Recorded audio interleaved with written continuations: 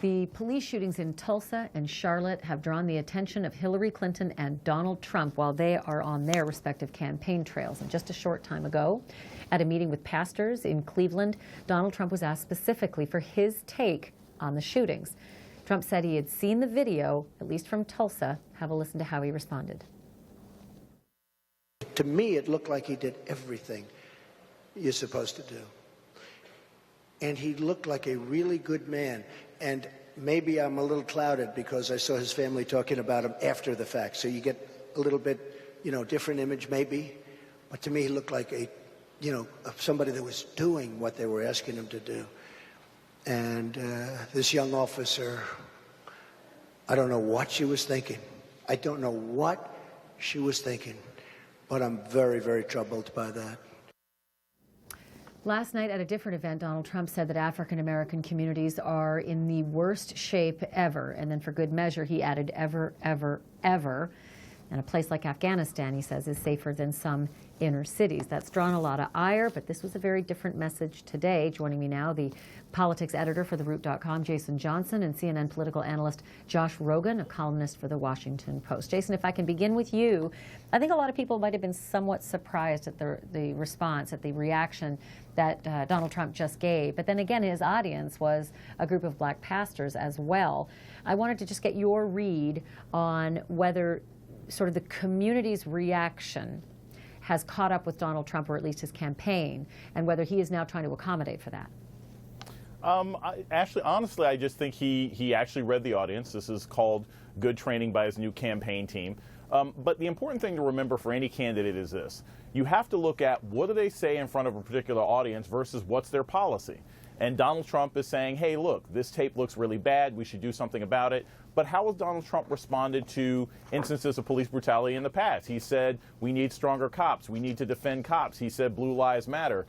He has said that he wants protesters to be beaten up, and he'll pay for them to be beaten up. Protesters who have complained about issues like police brutality. So the fact that he says something nice in the middle of a black church for one of his surrogates doesn't mean that his policy connects with how he is behaving in that environment. And that's something that people are going to remember. All right, Josh, maybe you can jump in on the Hillary Clinton tweet that came out all within the last hour, I believe. Keith Lamont Scott, Terrence Crutcher, too many others. This has got to end. Is it politics as usual for Hillary Clinton, or does she have to step up her game now that Donald Trump has sort of stepped into her territory there? Yeah, well, I think the political calculation for the Clinton campaign here is clear, right? They've been very sort of supportive of the African-American community's concerns over this. According to the Fraternal Order of Police, she didn't even seek their endorsement. They ended up endorsing Trump. The Clinton team knows that over 90% of African-Americans are supportive of her.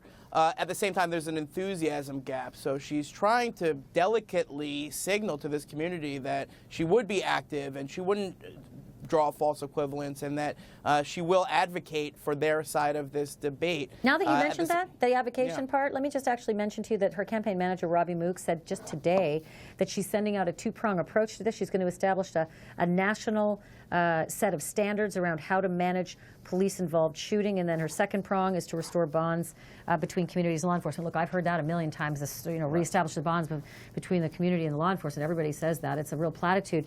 But what about that? I'm going to get you both to comment in 30 seconds or less if you can. Josh, finish your comment. Jason, finish up after Josh on that set of national standards. Actual policy. Wow. Sure.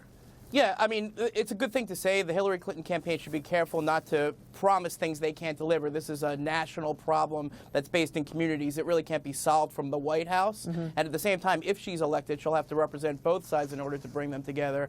So she has to play it delicately by energizing her base without getting too far to one side. Jason, what do you think? It's really simple. It's all about accountability, and if her policy is for accountability, it's good. If you're a bad cop, a bad teacher, or a bad EMT, you're costing the taxpayers money, and something should be done about it. If whatever candidate says that next Monday is probably going to get a lot of people's votes. All right. I have to leave it there, guys. Thank you so much, Jason Johnson, Josh Rogin. Do appreciate it. Thank you.